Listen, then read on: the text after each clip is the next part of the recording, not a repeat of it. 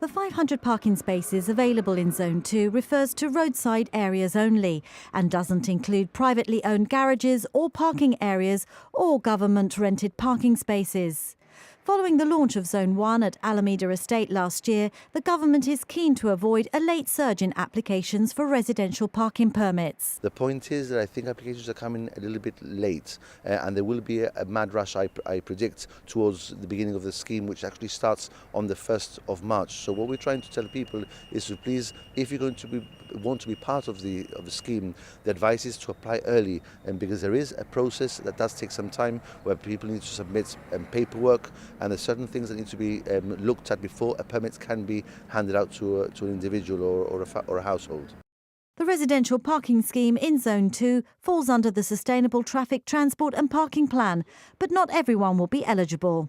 Some people will be excluded. If you look at the rules of the permits themselves, there's certain things that we have to look out for when people apply, and one of those things is whether people are in arrears, and the other thing we have to look out for is whether people are already in possession of a private or rented parking space within town, because we don't not allow them to apply. They can still apply, but they start at a different tier. Because remember, as part of the traffic plan, the overall intention is that we try to limit the amount of cars on the road, and in doing so, we try somewhat to disincentivize multiple cars as far as possible, as much as possible. If those residential parking spaces aren't applied for, you've perhaps overcalculated, would you reallocate them to, for example, a pay and display?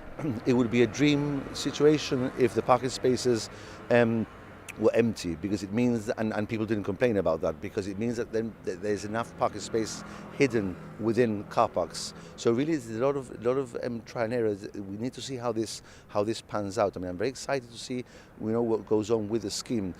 I suspect that initially, just like what happened in Zone 1, there will be pockets of parking spaces that are not taken up because people have not got their permits yet.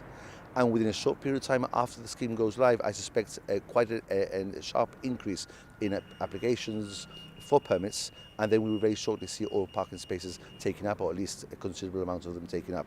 The Zone 2 residential parking scheme goes live on the 1st of March, but as with the Alameda Estate, there will be an amnesty period. What happens is the scheme starts just as we did with Alameda Estate.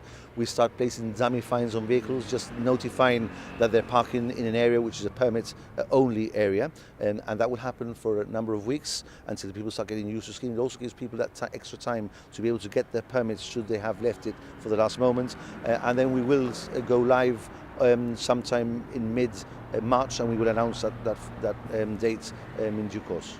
There's no limit to the number of permits being issued and no set deadline either. But if you're applying for a residential parking permit after the 5th of March, you'll find the Gibraltar Car Parks office located at its new premises in New Harbours. The Waterport Road office will close on Friday the 2nd of March to make way for the new schools project. Updated information can be found on the Ministry of Infrastructure and Planning Facebook page and also on Twitter at HMGOG_MIP.